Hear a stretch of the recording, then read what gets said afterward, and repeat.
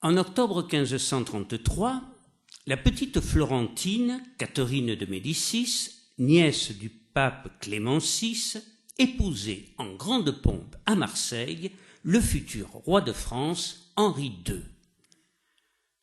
Devenue reine en 1547, elle entendait bien ne pas se contenter à la cour du rôle d'observatrice et souhaitait peser sur les événements. Elle était, comme beaucoup de ses contemporains, imprégnée de culture astrologique, possédait toutes sortes de talismans et d'amulettes et faisait souvent appel à des mages pour connaître l'avenir et pouvoir peut-être influer sur celui-ci s'il paraissait trop néfaste. Elle espérait ainsi conjurer les malheurs pour elle et pour sa descendance. Elle consultait donc régulièrement des devins, souvent étrangers, Simeoni, Goricault, Carda, Ranieri ou Ruggieri. Et, lorsque elle autorisait certains d'entre eux à pratiquer des rites d'envoûtement, notamment sur les effigies de Condé et de l'amiral Coligny, elle révélait ainsi sa croyance dans la magie noire. Mais les résultats n'étaient pas toujours à la hauteur de ses espérances, et la plupart de ces mages étaient peu crédibles et frisaient le charlatanisme. Alors, en femme pratique et de décision, il lui sembla que la meilleure solution était de contacter ce nouveau prophète des bords de la Méditerranée que l'on disait savant et honnête. Il venait de publier un livre de prédiction, ou ceinturie, qui consistait en des quatrains prédisant l'avenir de notre monde jusqu'en 3797. L'une de ces prédictions évoquait un accident lors d'un duel concernant un lion royal tué en combat singulier. Et c'est ainsi qu'en 1555, Michel de Notre-Dame, un petit médecin provençal, né à Saint-Rémy-de-Provence 50 ans plus tôt, et qui gagnait sa vie en publiant des almanachs, fut convoqué à Paris par la reine. Ce qui ne l'étonna pas, évidemment, car il avait prévu cette invitation depuis longtemps. Le voyage dura 1 mois, et Michel de Notre-Dame, alors âgé de 52 ans, s'installa dans une petite maison isolée de Chaumont, à quelques lieues d'Amboise. Une nuit glacée du mois de mars, un coup discret fut frappé à sa porte. Un homme barbu, au visage empreint de majesté, se dressa et souleva une tapisserie. Michel attendait depuis un moment cette visite nocturne. « Entrez, madame, dit-il presque à voix basse. Catherine de Médicis apparut dans la faible clarté que diffusait la lune par la fenêtre entr'ouverte. « Tout est prêt, ajouta-t-il. Né le 21 décembre 1503, dans la vieille cité gallo-romaine de Saint-Rémy-de-Provence, une maison encore visible rue Hoche, ex-rue des Barys, Michel de Notre-Dame est l'aîné de 6 enfants. Son père, Jacques de Notre-Dame, avait été notaire à Saint-Rémy et parmi les notabilités de la ville avait figuré comme nouveau chrétien, ce qui était alors le terme en usage pour désigner un juif converti. Guy de Gassonnet, le père de Jacques, avait choisi pour bien marquer son adhésion au catholicisme le patronyme de Notre-Dame et le prénom de Pierre. Mais si Jacques était notaire, les aïeux paternels et maternels de Michel de Notre-Dame étaient tous médecins ou versés dans les sciences naturelles, et leurs lointains ancêtres appartenaient à la tribu d'Issachar, renommée pour ses travaux dans le domaine de l'astronomie. On peut penser que tout naturellement, Michel allait suivre cette voie. Mais en fait, il commença d'abord par se diriger vers les arts et les lettres et partit très jeune en Avignon pour y obtenir son diplôme de bachelier ès-arts. On le remarqua alors très vite en raison de son étonnante mémoire, mais aussi de son caractère enjoué, un tantinet moqueur. Déjà, ses camarades l'appelaient le jeune astrologue, parce qu'il leur signalait et leur expliquait les phénomènes célestes, météores, astres et autres étoiles filantes qui restaient encore dans le domaine du merveilleux et du mystère. Malheureusement pour lui, en raison d'une épidémie de peste, il doit interrompre ses études et quitter précipitamment l'université après un an seulement, donc sans avoir eu le temps d'obtenir son diplôme. Nous verrons que toute sa vie, il eut à fuir, d'abord, puis à combattre ensuite le redoutable fléau qui tuait alors tous les hommes, les purs comme les âmes noires, les doux comme les fourbes, et que l'on appelait le fléau de Dieu. Mais, dit-on, à toute chose malheur est bon. Si la peste le chasse, elle sera pour lui une opportunité. Il en profite pour se réorienter vers la médecine qui l'attire particulièrement, par atavisme sans doute, et il s'inscrit à l'université de Montpellier, l'une des plus brillantes du royaume. Sur les bancs, il rencontre un certain Rabelais, comme lui attiré par la renommée de cette université. Leurs maîtres à penser sont alors Galien et Paracelse. En plus de la médecine, Michel apprend aussi l'astrologie qui l'attirait depuis son enfance en raison de l'influence supposée des astres sur l'évolution des maladies. Après l'obtention de son doctorat, il voyage à la rencontre des plantes et des maladies, puis s'établit à Agen vers 1533 où il se lie d'amitié avec Jules César Scaliger, un Italien érudit installé à Toulouse, qu'il décrit comme un personnage incomparable, sinon à un Plutarque. Il se marie en 1534 avec Henriette d'Ancos, qui lui aurait donné 2 enfants, mais il semblerait que son épouse et ses enfants perdirent la vie lors d'une foudroyante épidémie de peste. D'un second mariage, 13 ans plus tard, avec Anna Pontia Gemella, il aura 6 enfants, 3 fils et 3 filles, dont le futur historien et poète César.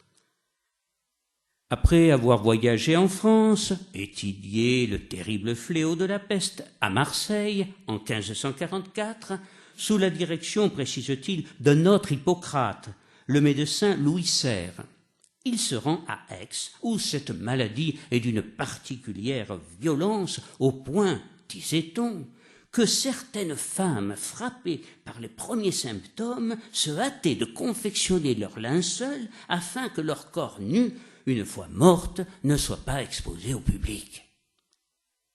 Il préconise alors et expérimente une potion qu'il fabriquait lui-même, une potion à base de cyprès mêlée à du suc de pétales de rose rouge et des clous de girofle, destinée à se protéger de la corruption de l'air et qui aurait, dit-on, guéri de très nombreux malades.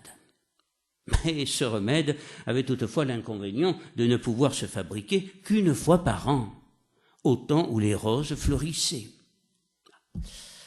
Sa réputation ne cesse alors de s'étendre, et il est appelé dans tous les lieux ravagés par l'épouvantable maladie.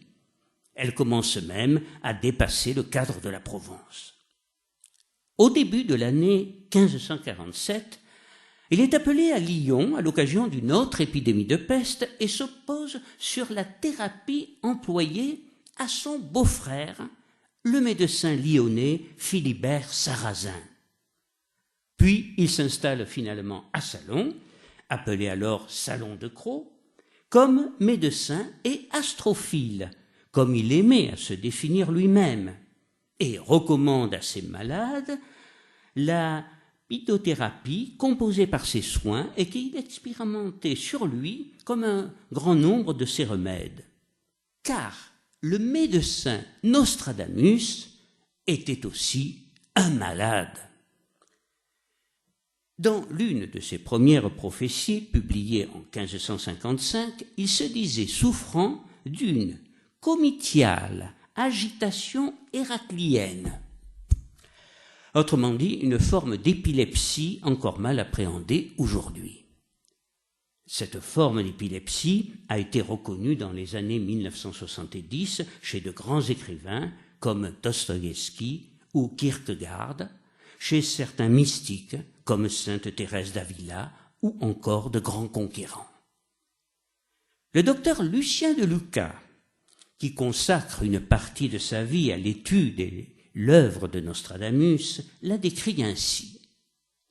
Une forme psychique d'épilepsie, vécue comme un passage à l'état de mort apparente, une éclipse mentale réversible et récurrente, à l'image d'un phénix prêt à ressusciter. Et il ajouta à ce tableau clinique pour Nostradamus la dyslexie. C'est sous cet angle original et inédit, celui de cette maladie singulière, que Lucien de Luca aborda et interprète les écrits énigmatiques du mage. Lorsqu'il commence à exercer à Salon, Michel de Notre-Dame se révéla aussitôt très en avance sur la routine de ses confrères. Et il accordait à l'hygiène, dont on ignorait alors les règles les plus élémentaires, une place primordiale, car il avait constaté les liens évidents entre la malpropreté et la contagion des effroyables maladies qui ravageaient la Provence. Lors de l'une de ces épidémies de peste à Aix-en-Provence, il fera d'ailleurs procéder d'autorité au nettoyage systématique des rues et des maisons, et chacun put constater avec étonnement, au bout de quelques jours, que la contagion était circonscrite. Bien qu'installé à Salon, il prend encore le temps de voyager, de 1547 à 1549, notamment en Italie, où il rencontre à Milan un spécialiste en alchimie végétale, qui lui fit découvrir des traitements de maladies à base de confitures végétales.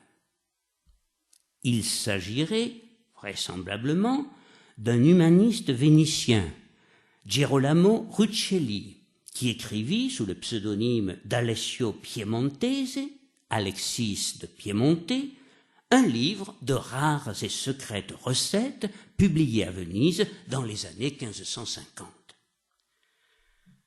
Je dois cette information à M. Guy Lecoeur, psychanalyste au Paradou, que j'ai rencontré à l'issue de ma conférence sur le mage de Saint-Rémy à Maussane en 2017, et qui possède une réédition de ce livre qui date de 1671. Alexis de Piémonte propose dans ce livre une série de recettes thérapeutiques de confitures de citron et d'orange et des procédés pour faire confire les pêches à l'espagnol avec des écorces d'orange, des morceaux de courge ou des cerises. Des confitures qui guérissent. Voilà qui ne pouvait qu'enchanter Nostradamus, qui, dès son retour en France, commença à travailler à son traité des confitures et fardements qu'il publiera en 1552.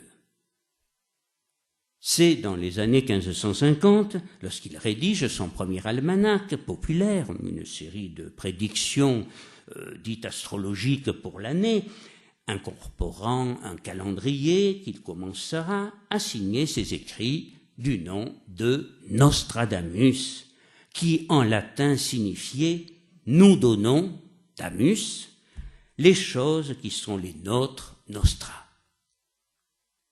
Homme de surcroît généreux et dévoué, Nostradamus se vit vite, au fil des années, se fit vite une excellente réputation dans toute la Provence en tant que médecin.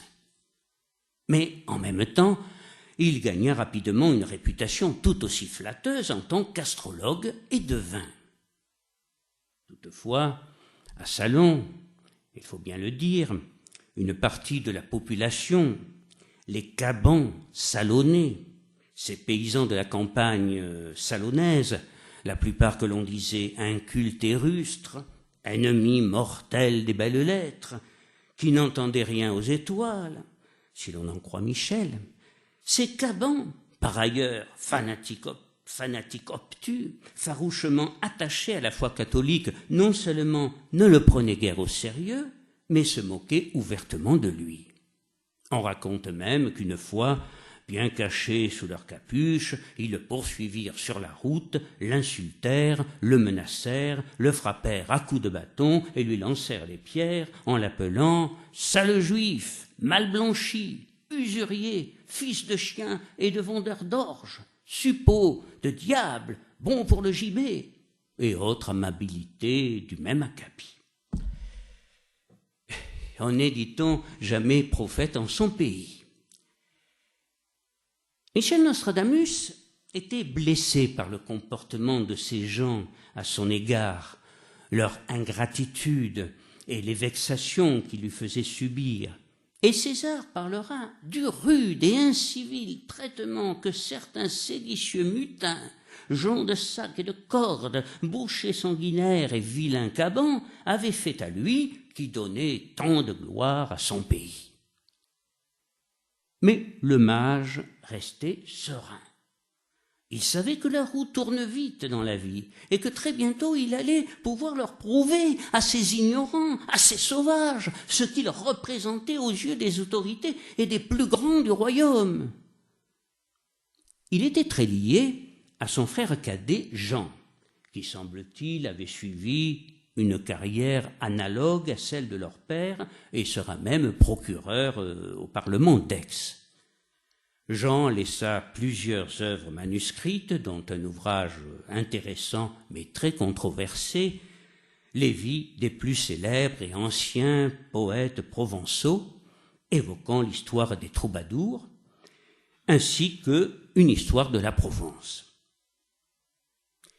Au début de l'année 1555, Anna apprit de la bouche de son époux qu'il allait se rendre à Paris, à l'invitation de la reine. Aussitôt, elle laissa éclater sa joie, mais rapidement, Michel dissipa l'heureux espoir d'Anna. Paris n'était pas fait pour elle. C'était un pays dangereux, et elle devait rester ici, dans l'heureux quartier de la Loge, et garder la maison, en poursuivant l'éducation des enfants dans la droiture. Déconfite, Anna regretta l'évasion, et Paris, le bel inconnu, dont la porte se refermait après s'être subitement entr'ouverte. Michel, toutefois, la rassura. Il n'allait pas s'éterniser à la cour dangereuse aux gens de science et reviendrait vite avec un peu d'or dans son escarcelle et sans doute beaucoup de gloire autour de son nom. Mais retrouvons à présent le mage de Saint-Rémy dans la petite maison de Chaumont, cette nuit glaciale du mois de mars 1555. Il régnait alors une étrange atmosphère autour du prophète. Catherine ne le quittait pas des yeux, comme subjuguée par lui. Michel de Nostredame était assez grand et robuste, le visage à la fois sévère et rieur, encadré par une barbe longue et épaisse. Son front était grand et ouvert, son regard doux et malicieux. Dans la pièce, sur une grande table rectangulaire recouverte de vieux parchemins, on remarquait surtout de nombreux pots de confiture dont il vantait les vertus depuis des années. Il expérimentait en effet des traitements à base de confiture végétale, comme nous en avons parlé tout à l'heure, et je vous rappelle qu'il avait publié en 1552 son fameux traité des confitures. Précautionneusement, il dressa un miroir sur le manteau d'une cheminée sur laquelle pétillaient quelques bûches de pain et auprès de laquelle un chat au long poil soyeux ronronnait. Puis, il alla s'accroupir au centre d'un double cercle tracé sur le pavé du sol, une baguette magique dans la main gauche et l'index de la droite sur le pavé. Haletante, Catherine fixait attentivement le miroir, et après plusieurs minutes, elle y découvrit une sorte de salle aux contours flous et mystérieux. Puis se dressèrent très vaguement 3 silhouettes émergeant d'une sombre nébulosité. Michel se leva alors, jeta du safran dans le foyer et toucha le miroir de sa baguette. Catherine vit alors l'image des personnages se préciser, les brumes s'estomper, et elle reconnut ses 3 fils coiffés de la couronne royale. Son plus jeune fils, François, tourna une fois, Charles 14 et Alexandre 15. Puis elle reconnut avec effroi un 4e personnage, Henri de Bourbon. Alors le devin commença à formuler sa fameuse prédiction. 3 de vos fils sont ou seront rois. Chaque tour de salle correspond à une année de règne. Cependant, Henri de Bourbon leur succédera. « Cela suffit !» s'écria Catherine, rouge de colère. Il prononça aussitôt une formule de renvoi et les apparitions s'évanouirent peu à peu, le feu pâlit et le chat s'éveilla. Catherine semblait désemparée. « Êtes-vous sourd de ces révélations ?»« Les esprits ne sauraient mentir, madame. »« Mais comment Henri de Navarre pourra-t-il accéder au trône? J'ai 4 fils jeunes et hardis. » « Le 3e mourra de mort violente, et le Benjamin s'éteindra avant lui. »« Assez! Je n'y tiens pas à en savoir davantage !» Exaspérée, Catherine se dirigea aussitôt vers la porte, mais avant de sortir, elle se retourna et dit « Mon trésorier vous versera la somme prévue. Mais surtout, silence sur tout cela. »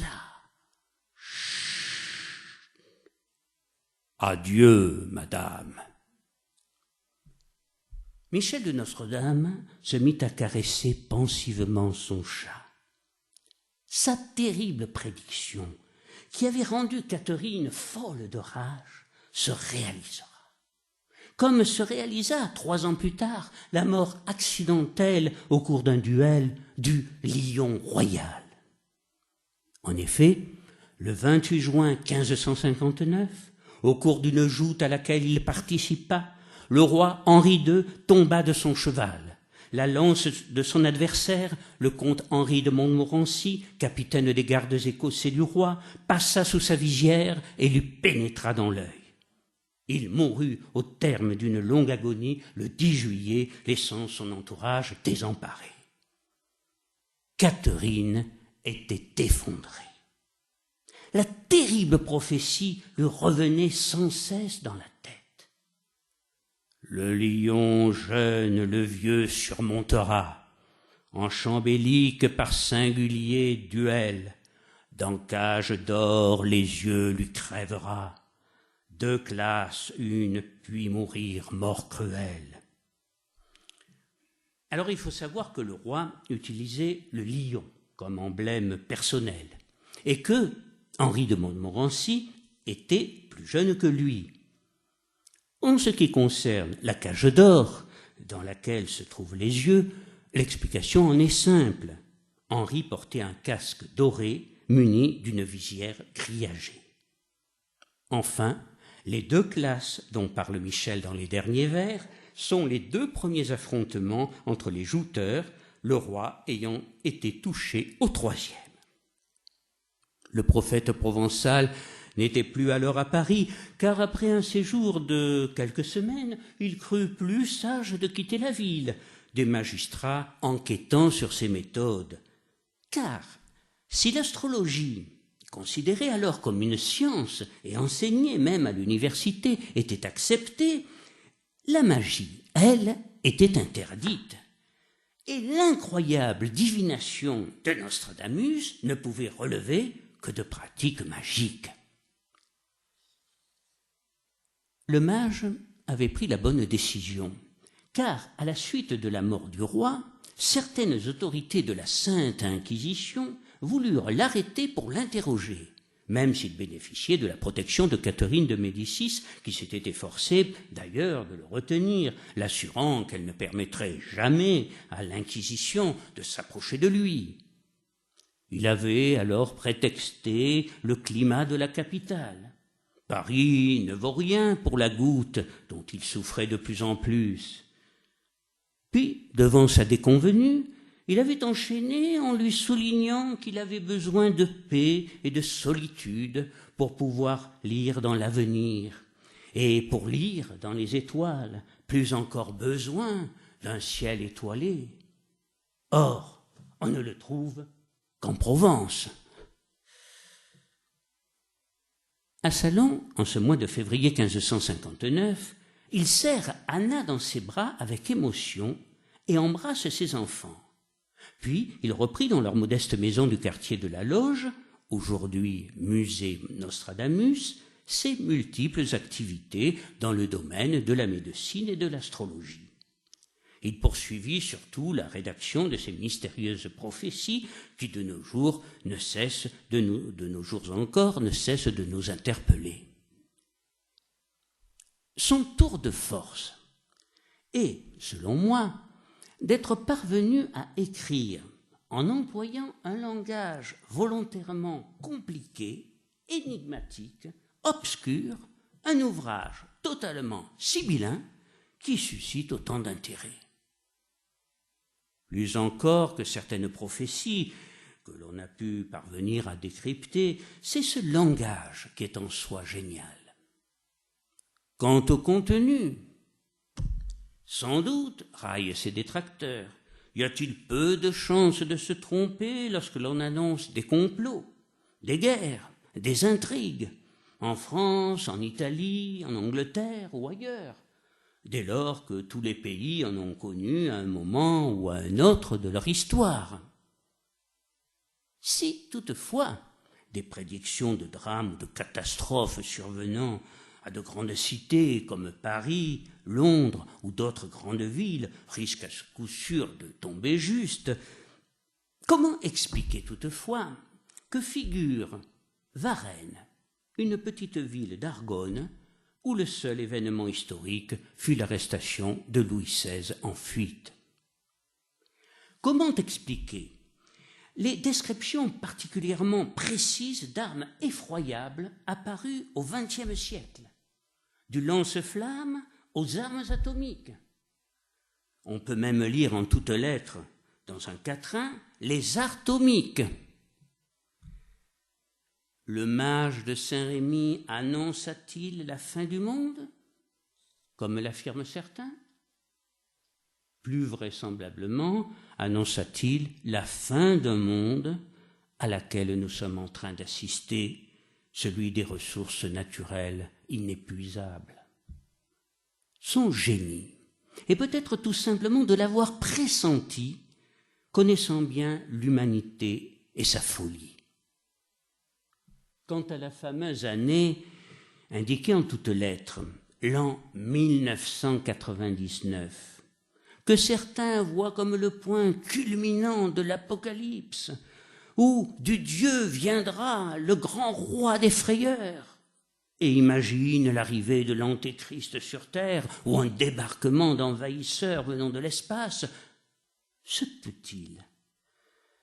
ne peut-il pas s'agir, tout simplement, du début des grands changements climatiques, avec des orages et des vents dévastateurs, comme ceux connus cette année-là dans le monde? 1999 est justement l'année où je pense que l'on prit pleinement conscience en France des grands changements climatiques et du réchauffement de la planète. De surcroît, la fin du monde, ou plutôt de l'ancien monde, tel que l'envisage le mage de Saint-Rémy, se produit en pleine conformité avec la cyclologie traditionnelle. Michel de Nostredame, lui aussi, traversa, de son vivant, de nombreuses tempêtes. À Salon, où nous avons vu qu'il était revenu au début de l'année 1559, il ne trouva pas malheureusement le calme et la sérénité qu'il espérait. Il est d'abord la cible d'un astrologue réputé, Laurent Vidal, qui fustige avec virulence les centuries dans une déclaration des abus, ignorances et éditions de Michel de Nostradamus. Il remet en cause notamment les calculs du mage dont les bases, assure-t-il, sont fausses, et il le soupçonne même d'utiliser des techniques de magie et de géomancie qui n'ont rien d'astrologique. Nostradamus récuse catégoriquement ces accusations, mais sa proximité avec Catherine et la cour ne fait qu'attiser les jalousies. Montaigne lui-même, le grand Montaigne, l'auteur des Essais, se met de la partie et ne l'épargne guère sans jamais le nommer. Il dénonce les pronostiqueurs de tout acabit, leur prête beau jeu, le parler obscur, ambigu et fantastique du jargon prophétique auquel les auteurs ne donnent aucun sens clair. En fait, ce que Montaigne dénonçait en réalité, c'était plutôt la manie ambiante de la prédiction à son époque qu'il présentait comme de la forcenée curiosité de notre nature, s'amusant à préoccuper les choses futures comme si elle n'avait pas assez à faire à digérer les présentes. Quoi qu'il en soit, tout cela agaçait prodigieusement Nostradamus. Mais, suivant en cela les conseils avisés de son épouse, il prit le parti de l'indifférence. En fait, il semblerait que cette réaction, considérée comme une provocation, ne fit qu'encourager les diatribes et les quolibets à son égard. À partir de 1560, il devint régulièrement la cible de plusieurs pamphlets imprimés.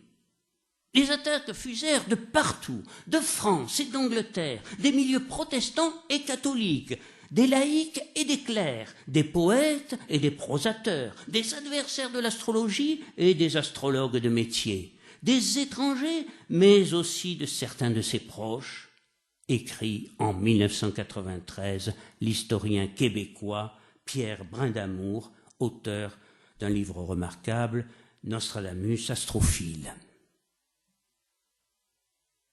À la suite de la mort du roi, nous avons vu que certaines autorités de l'Inquisition voulurent l'arrêter pour l'interroger, mais qu'il bénéficia de la protection de Catherine de Médicis, laquelle avait pourtant manifesté sa colère lors de la prédiction concernant ses 3 fils. C'est la vraie raison pour laquelle il quitta Paris pour revenir à Salon. La fameuse ordonnance d'Orléans du 31 janvier 1561, dont le principal rédacteur était Michel de l'Hôpital, le chancelier de France, qui ne le supportait pas, prévoyait de lourdes peines contre les auteurs d'almanachs publiés sans avoir obtenu l'approbation de l'Église. Mais, grâce à sa bonne fée, qui s'appelait Catherine, il s'en sortit sans dommage, même si ses adversaires ne se découragèrent pas pour autant. Nous allons à présent aborder un autre Nostradamus, un Nostradamus méconnu, le Nostradamus détective.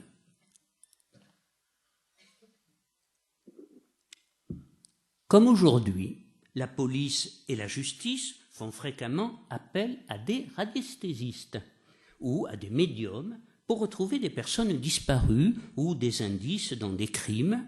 Eh bien, dans les années 1560, les responsables de l'État, ainsi que ceux de l'Église, commencèrent à solliciter Nostradamus pour élucider certaines affaires. Sans hésiter, le mage de Saint-Rémy répond présent, change de casquette et se mue alors en détective. En décembre 1561, par exemple, ce sont les chanoines de l'église d'Orange, la cathédrale Notre-Dame de Nazareth, consacrée en 1208, qui viennent le trouver afin qu'il les aide à découvrir l'auteur d'un vol sacrilège dont ils avaient été victimes. Voici ce qu'ils put lire dans le rapport qu'ils avaient établi sur cette exaction. Le 20 décembre 1561, Entre 8 et 9 heures du matin étaient entrés plus de 300 hommes en armes à la grande église d'Orange.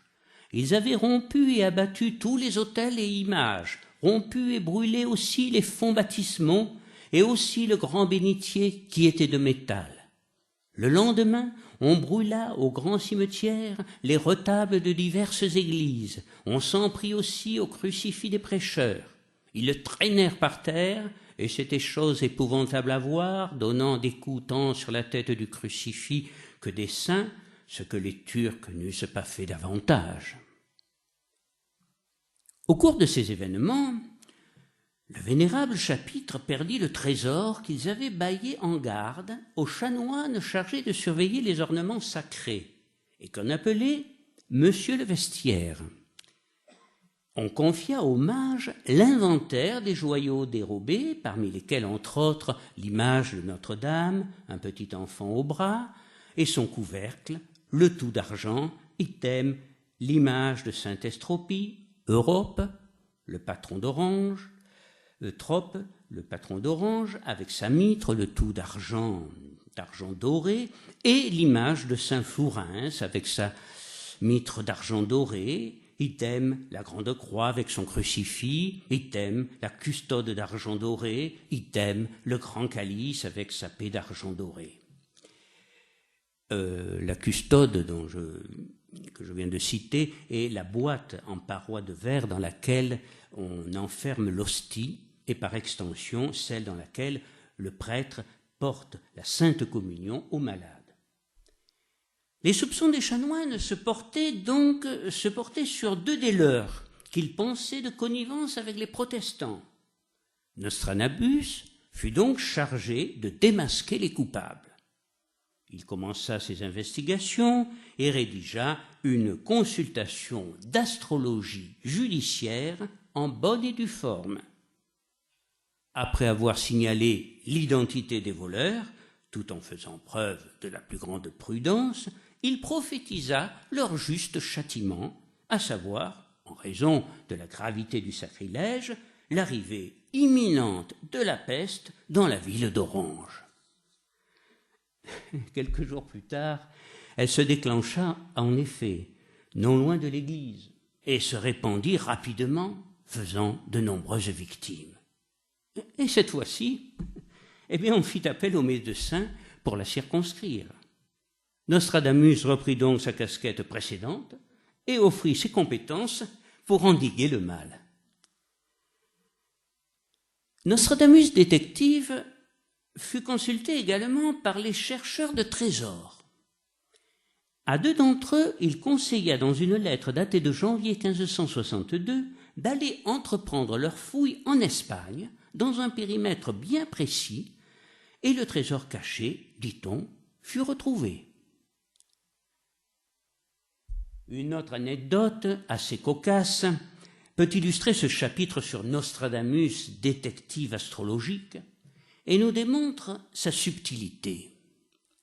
Alors que la guerre civile entre catholiques et huguenots faisait rage, le roi Charles IX envoya le comte de Crussol en Provence afin d'obliger les catholiques à respecter un édit de tolérance récemment signé et qui accordait aux réformés le libre exercice de leur religion en dehors des grandes villes.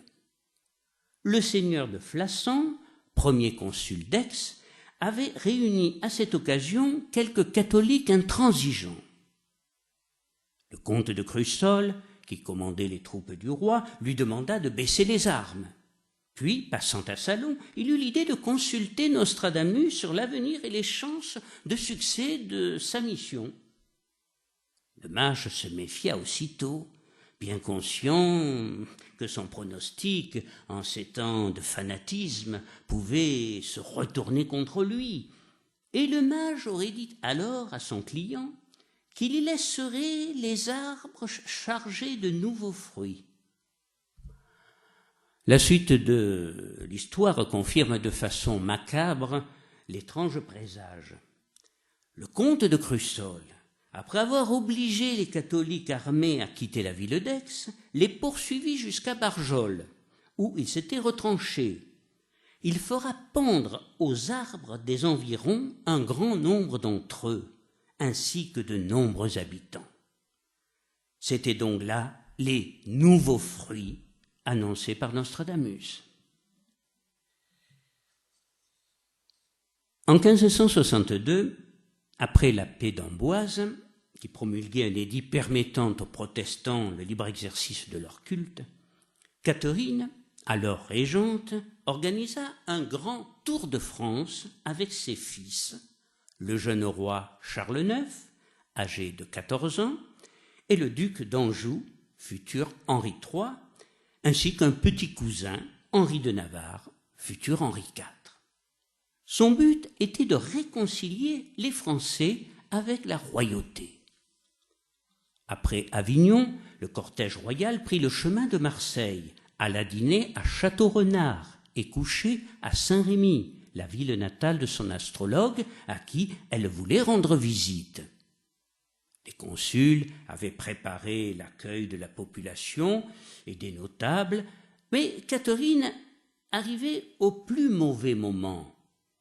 La peste, contre laquelle Michel de Notre-Dame lutta toute sa vie, avait fait son retour durant l'été et la ville était en partie déserte. Des émissaires furent donc envoyés dans les bourgs voisins pour obliger les Salonnais, qui s'y étaient réfugiés, à retourner au plus vite chez eux et préparer leur maison pour le logement de toute la cour, sachant qu'à cette époque, les princes et souverains en déplacement dans le royaume couchaient chez l'habitant. À la tête du cortège royal se trouvait le jeune Charles IX, revêtu d'un manteau de velours violet, empanaché de blanc et entouré d'une rivière de diamants de toute taille. Il avança lentement, chevauchant un cheval somptueusement habillé d'un manteau gris, harnaché de velours noir à franges d'or. Puis venait Catherine, toujours vêtue de noir depuis la mort de son époux, le noir qu'elle ne quittera plus jusqu'à la fin de ses jours. Sa fière tête émergeait du grand col, et son regard sombre se promenait dans la foule. Aux acclamations, elle répondait par un sourire figé. Le premier consul, Antoine de Cordes, vint au-devant d'eux avec la délégation municipale. L'astrologue salonnais, qui avait le privilège d'être connu et estimé par la reine, ne voulut pas se joindre à la délégation. Peut-être par modestie, préférant se mêler à la foule enthousiaste qui acclamait la régente et le jeune roi, mais peut-être aussi par stratégie, car, arrivé au dernier arc de triomphe, celui qui ouvrait la ville à la reine, lorsqu'une adorable fillette, élue reine d'un jour, remit sur un coussin de velours blanc bordé d'or les clés de la ville, Michel s'élança, brûla le protocole et, dans un latin plus que fleuri, harangua la reine et son fils au nom de la ville de Salon. On ignore la réaction du consul, son singulier et intime ami selon César, mais Charles, ivre de cet enthousiasme et qui tenait avec dignité et fermeté son rôle d'enfant souverain, fut très touché par les propos du mage. Il descendit aussitôt de son cheval et lui tendit la main. Tout en s'inclinant, Michel prononça alors ce vers, probablement emprunté d'un poète latin. « Vir magnus bello, nulli pietate secundus », qu'on peut traduire « homme grand à la guerre que nul ne peut dépasser par la piété ».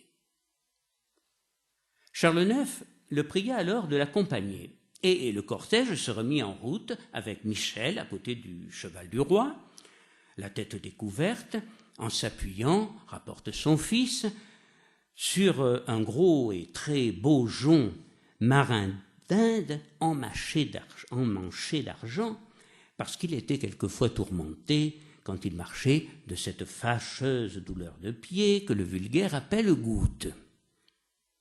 La foule était de plus en plus dense, toute classe sociale confondue, aux deux bords de la route qu'empruntait le cortège. Tout ce que Salon comptait de jolies filles était là, dont leurs plus beaux atours, chacune portant, enrubannée aux couleurs mêlées de Provence et de Paris, une corbeille de pétales. Des porteurs de fanions, des gendarmes en uniforme, masses au poing, parcouraient le front de parade. Les pourpoints étincelaient, constellés de décorations, les fraises blanches éblouissaient et toutes les robes rutilées, notamment celles des dames qui faisaient valoir de suggestifs décolletés.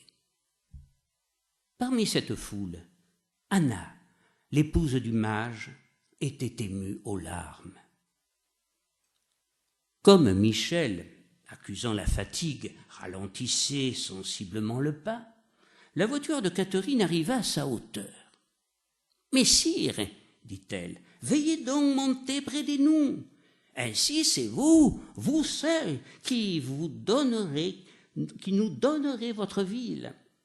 Elle appartiendra à votre majesté sans réserve, comme moi-même, lui répondit le mage.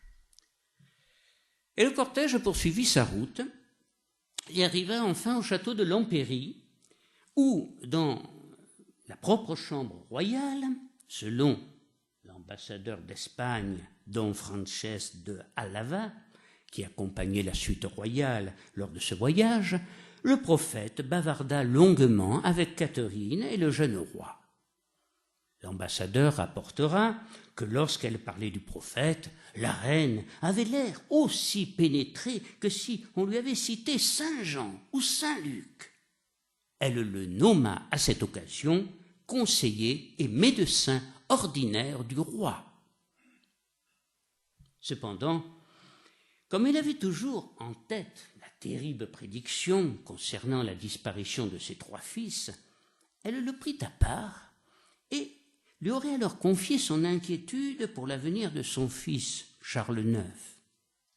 Michel, probablement pour la rassurer et ne pas risquer de lui déplaire, lui affirma alors que, finalement, le souverain vivrait jusqu'à l'âge de 90 ans. Or, Charles IX mourut, sans doute de tuberculose, en mai 1574, à l'âge de 24 ans, confirmant la première prédiction du mage 17 ans plus tôt. Un peu plus tard, ayant remarqué la présence du jeune Henri de Béarn, tout juste âgé de 11 ans, qui était accompagné de son précepteur, il lui posa sa main droite sur la tête. On peut encore admirer aujourd'hui, au musée de la Crau, à Salon, une peinture de Denis Valverane, 1840-1943, datant de 1920 et représentant cette scène. Au centre de la toile, un enfant nu se tient debout. Il s'agit d'Henri. À ses côtés, le personnage à la longue barbe qui pose sa main sur la tête de l'enfant est le mage de Saint-Rémy. À gauche, on peut voir, derrière Catherine, le roi Charles contemplant avec intérêt son cousin qui un jour fonderait une nouvelle dynastie, celle des Bourbons. Selon d'autres sources, cette scène se serait passée dans la maison d'un parent de Michel, Pierre Tron de Coudoulet. Nostradamus aurait examiné l'enfant longuement, des pieds à la tête, puis aurait dit à Tron de Coudoulet « Si Dieu vous fait grâce de vivre jusque-là, vous aurez pour maître un roi de France et de Navarre. » C'est le chroniqueur Pierre de l'Étoile qui rapporte cette scène dans ses mémoires journaux en précisant « Laquelle histoire prophétique le roi a depuis raconté fort souvent même à la reine, y ajoutant par gosserie qu'à cause qu'on tardait trop à lui bailler la chemise, afin que Nostradamus pût le contempler à l'aise, il eut peur qu'on voulait lui donner le fouet. » On peut imaginer facilement que l'enfant ait pu être effrayé par le mage, sa longue barbe et son regard sombre. César de Notre-Dame et d'autres chroniqueurs rapportèrent également une autre anecdote, mettant en scène le futur Henri IV. La caravane royale, poursuivant son voyage, est à Marseille, à la mi-octobre, et la cour se rend en grande pompe à la cathédrale de la Major. Naturellement, le jeune Henri de Navarre, élevé dans la religion réformée, n'y entre pas. Alors, par jeu, son cousin, le futur Henri III, lui prit son bonnet et le jeta à l'intérieur de la basilique pour obliger l'enfant à franchir le seuil de la cathédrale. Le jeune prince alla alors le ramasser. Michel de Notre-Dame aurait dit, à ce moment-là, que cela présageait le retour du prince dans l'Église romaine. Et de fait, Henri IV finira par y entrer par l'abjuration en 1593. Les jours suivants, après avoir conféré à la ville de Salon de nouvelles armoiries et lui avoir accordé l'autorisation de nommer un troisième consul, le roi et la cour se rendirent à Lambesc. Sur le chemin du retour, en novembre, la caravane royale fut immobilisée dans Arles par une crue du Rhône.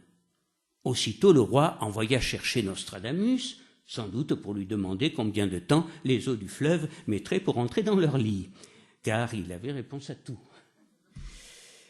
C'est alors qu'il remit à son conseiller et médecin ordinaire un présent de 200 écus d'or, auquel la reine rajouta 100 autres écus d'or. En Arles, où la cour resta jusqu'au 7 décembre, il annonça à Catherine que sa fille, la reine d'Espagne, était enceinte, information confirmée quelques jours plus tard par l'intéressé. Le temps devenant enfin plus clément, la fin du voyage de la cour se passa sous les meilleurs auspices. César nous a laissé, dans sa volumineuse histoire et chronique de Provence, un récit pittoresque, imagé et un tantinet naïf de cette visite royale à Salon de Provence. Le mage de Saint-Rémy allait vivre encore 2 ans, entouré de la considération de ses concitoyens. Comme il souffrait de plus en plus de ces crises de goutte, il fut choyé et soigné avec affection par Catherine, qui restera toujours fascinée par lui. Elle lui était surtout reconnaissante de ne pas lui avoir caché ce qu'il savait sur la tragique destinée des Valois, et malgré ses propos rassurants concernant Charles. On sait que, comme il avait prédit, François II, le premier fils de Catherine, ne régna qu'1 an et mourut de maladie en 1560. Le second, Charles IX, régna 14 ans et mourut de tuberculose. Quant à Alexandre-Édouard Henri, roi sous le nom de Henri III, il régna 15 ans et mourut assassiné par le moine fanatique Jacques Clément. N'ayant pas eu d'enfant avec son épouse, son cousin Henri de Navarre lui succéda en 1589. En dépit de certaines pratiques auxquelles elle se livra, presque à son insu, et ce que l'on a pu écrire sur elle lorsque se construira sa légende noire, Catherine de Médicis se rangea toujours du côté de l'intérêt de l'État lors de chaque conflit et s'efforcera toujours d'être bonne chrétienne. Si elle s'efforçait aussi de mettre les astres de son côté, elle n'en appuyait pas moins l'Église dans ses efforts pour lutter contre la sorcellerie, encore très présente en cette fin du XVIe siècle. On parle souvent, la concernant, de son aversion particulière pour le vendredi.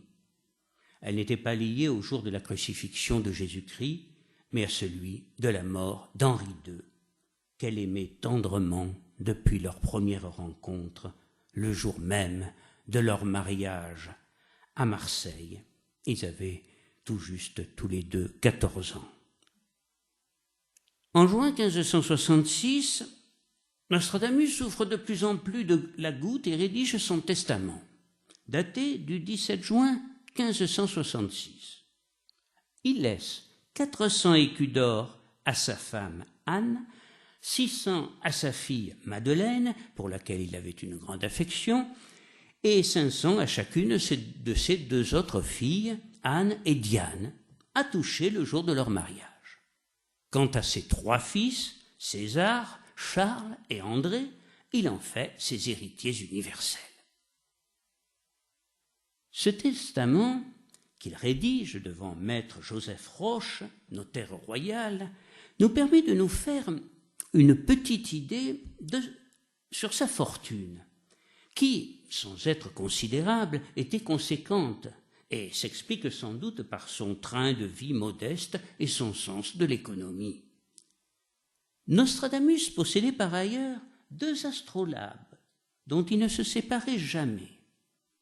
L'astrolabe est un instrument pour prendre la hauteur des astres qui se compose d'un disque gradué en degrés avec un bras tournant attaché à son centre, indispensable à un véritable astrologue. L'un de ces astrolabes, véritable objet d'art, lui avait été légué par son bisaïeul, Jean de Saint-Rémy. Le second, offert en cadeau par le baron Paulin de la Garde, commandant des galères du roi à Marseille. Nostradamus légua à son fils César, celui auquel il tenait le plus, l'instrument familial, qui malheureusement ne nous est pas parvenu. Quelques jours après avoir rédigé son testament, bien que malade, il part néanmoins en voyage où il doit représenter sa ville auprès du roi. Mais quand il revient, il fait appeler auprès de lui frère Vidal, son confesseur, qui lui donne la communion. Le lendemain, le 2 juillet, jour de la visitation, à savoir le jour d'une fête consacrée à Notre-Dame, il est retrouvé sans vie dans sa maison de salon de Provence, près de son lit et d'un banc de bois. Il était âgé de 63 ans et avait bien entendu prévu sa mort de longue date, en écrivant notamment « Du retour d'ambassade, d'eau de roi, mise au lieu, plus n'en fera, sera allé à Dieu, parents plus proches, amis, frères du sang, trouvez tout mort près du lit et du banc. » Il sera enterré sous le maître-autel de l'église des Cordeliers. Sur sa tombe est apposée la dédicace suivante. « Ô Dieu mâne, ces eaux du très fameux Michel Nostradamus, unique en dignité au jugement de tous les mortels, dont la plume quasi divine a décrit les événements qui, sous l'influence des astres, se produiront dans le monde entier. Il vécut 62 ans, 6 mois, 10 jours. Il mourut à Salon en 1566. Vous qui viendrez plus tard, n'enviez pas son repos. Anne Ponce Gemelle a fait ce vœu pour le meilleur des époux. Catherine de Médicis fut très affectée par la mort de l'auteur des Centuries, et elle restera persuadée, jusqu'à la fin de sa vie, elle restera persuadée de son grand pouvoir prophétique. Mais, après la disparition du mage provençal, d'autres astrologues se précipitèrent auprès d'elle pour prendre sa place, et on peut encore voir de nos jours à Paris, près de la Bourse du Commerce, la haute tour qui porte son nom et qu'elle fit édifier pour ses astronomes.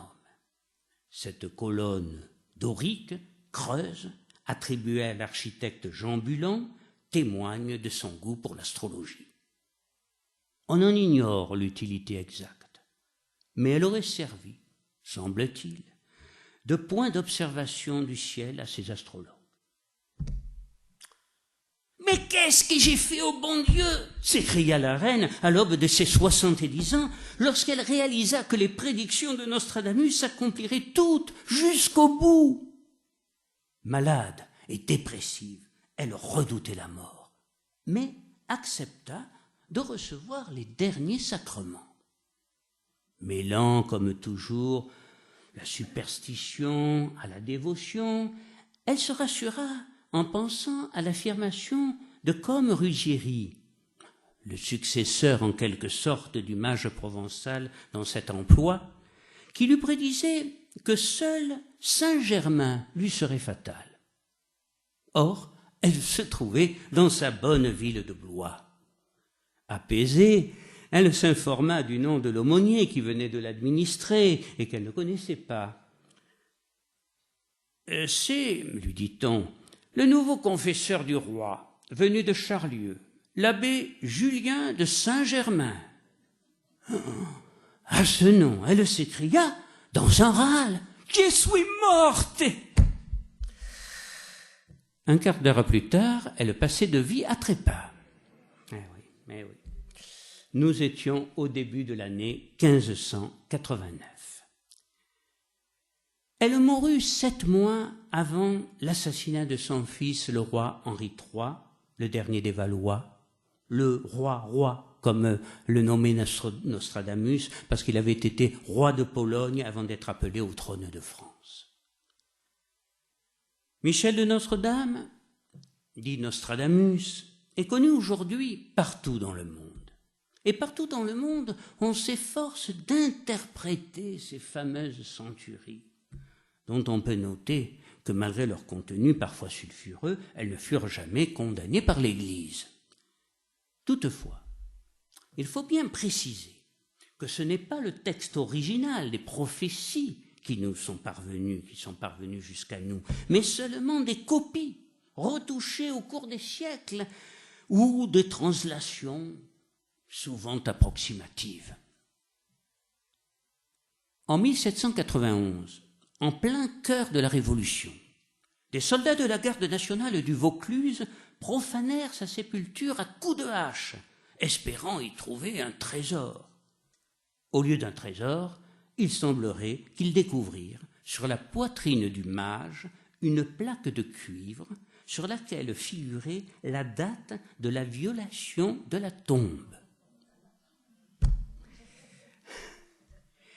Pour la petite histoire, l'un de ces profanateurs s'appelait Monsieur Malheureux, le bien nommé, qui quelques jours plus tard fut pendu haut et court. Les restes du mage, alors placés dans une urne scellée à l'intérieur d'une chapelle de la collégiale Saint-Laurent. Une bien belle anecdote, me direz-vous, que celle de cette plaque de cuivre. Le mage de Saint-Rémy, avec 2 siècles d'avance, aurait donc prévu la profanation de sa tombe. Une prédiction de plus, mais qui, faute de preuves tangibles, appartient vraisemblablement au formidable mythe qui entoure depuis des siècles ce personnage hors du commun. Je vous remercie. Exact. Merci beaucoup. Merci infiniment.